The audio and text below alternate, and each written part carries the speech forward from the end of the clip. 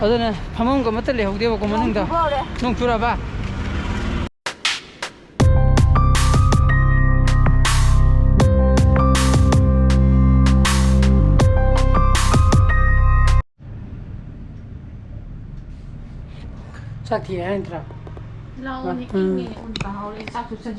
Good morning guys, welcome back to my channel. Ma'am no I be in early. 8:45 pasangre ko. Aduna iti sak sa thogin tawri school da sakadaba. Takha hawga ba. Satra ma'am do ji examination practical exam tawgudaba ko. Adu go mo pung amadana mo briefing mo yawgudaba hayeng MP UPSC gi prelims leiba madu gi exam gi ta bai tar. Aduna ngamani ne ingde dum yai si sari ye jang sari duna nga bu ta thone si chai ni ye si nga ji to ko ai ataw ko ma chem sa ki si ngai ka yo ju chai ni de duna nga bu ta thone duna sim de sa ni ye sam ju ka te ne mo ko thlu ra sam ju ani piro ta bra masan piro an tu ya le chi kha ga bra kha da bani sa da chau ko yor ni nang ba kha ri tal ba ni gi sin da ko sa bu sa man da na wa nga motive give me the more ba hele king ayung win he ayung bottom bro ये marks का इधर जाओ okay ये mobile ले जाओ रे phone ले जाओ रे ओके स्पोन पंताले में है तभी तो नहीं था वो 9:30 तक ही नहीं हुआ अबे बे थोक दिया यार वाह मिसे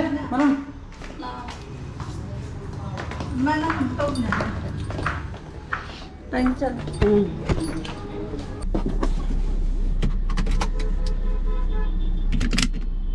pung 9 ne ba tagri je dana thau de mi tranga mukti kai muk changani traffic jam le ram ju ko 9 khail ba thumu ye na khalu ne do ye matam ye ngau dri ni sak tu ga kero tori kan da ko na mudi na ni hobe be sa pa si no ai ta bai ta re thaba ga tai leigraga hobe be to kuna makhala ma ko natragadi hobe be ngan chali gi ngon nungai ba hele nungai jab to ngon asi di matam je yeng ong da bai ta ina sak to mutung da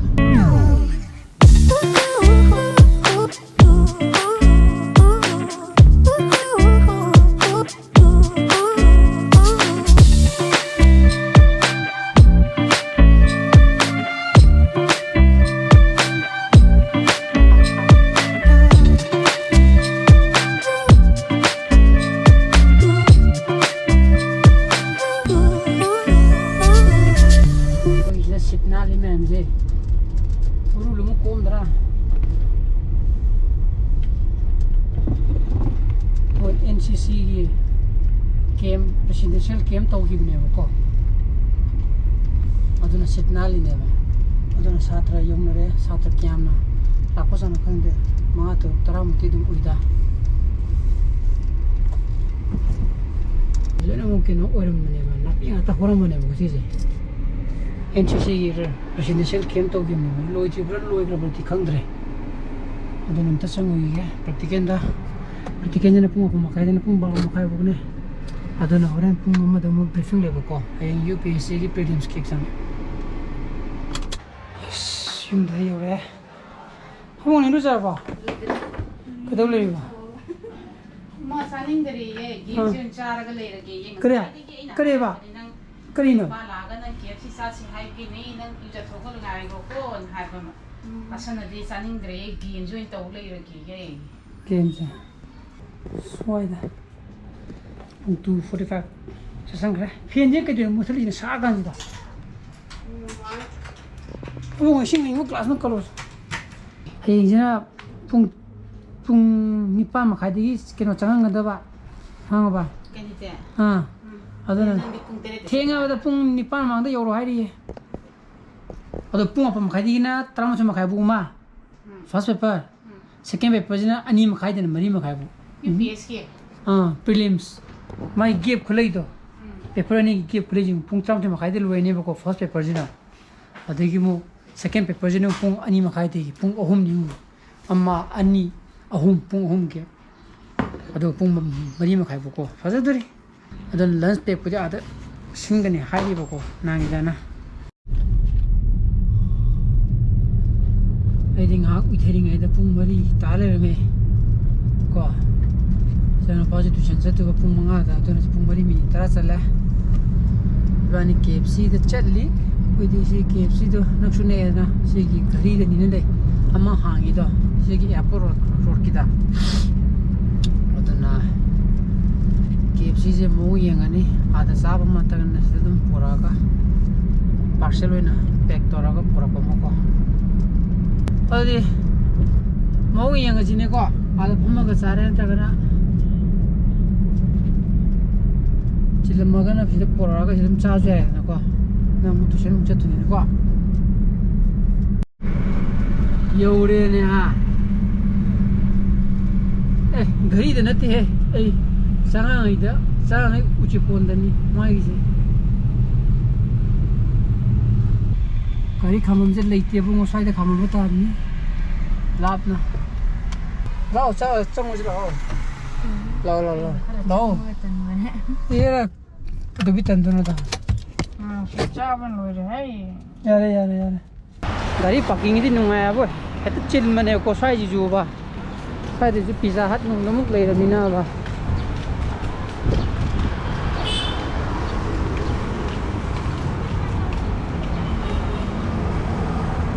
ला तमी जो हम ले हमारे से चल लीजिए हां pizza भी hango वे hangjera जने त अदने फमम को मत ले होदे को मनंग दा नुंग चुरा बा चलो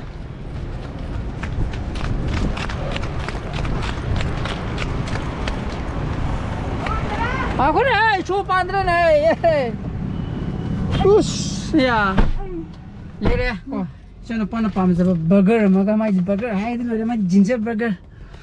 adana manung ju phambale haude ai di phamam le haude ba natra bunga ha mi sinju chileng sidi se no na dibai dip ne horen keno dune aduna madu di free na te bungu hanga ba entar bo mai dip logdra gana na they will give us tomato sauce. Lupa ni pibudo. Odo pira kan ya ko. Odo na setadi ko era phamam jule hote. Do fara. Sida phama ga saru samane yum de phama ga saru samane dani wo. Odo na phapa charo then nang tuition chapa yare ko. Yum ne jao re. Mane yum do ina phasna phama ga saru yare.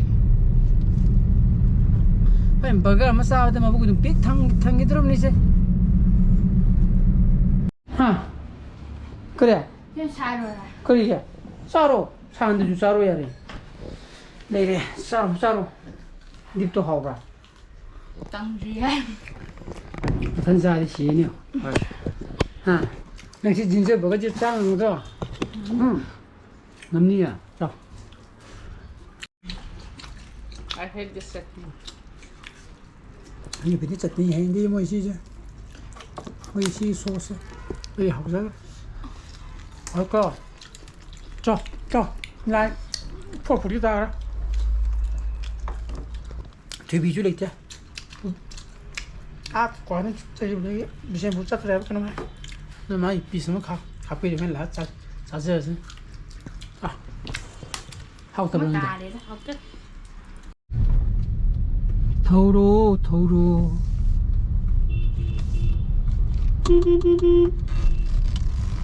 zaman litu itu cuy jadi cepet apa ada nasi pung taruh hengra iwan ini kau kita hai kali kau lagi posai kerja malam ni na hari ini tuh lagi lagi thorum lagi hai kau dan hari ini ID muncul bang ngambil itu na ai di ngantana sakani na heng exam duty lebina aduna ai di ngantana sakitun ma mu etuni da chapa mu pharak ta tu baduna hajik tawraga pitho mu jan ale re ni chango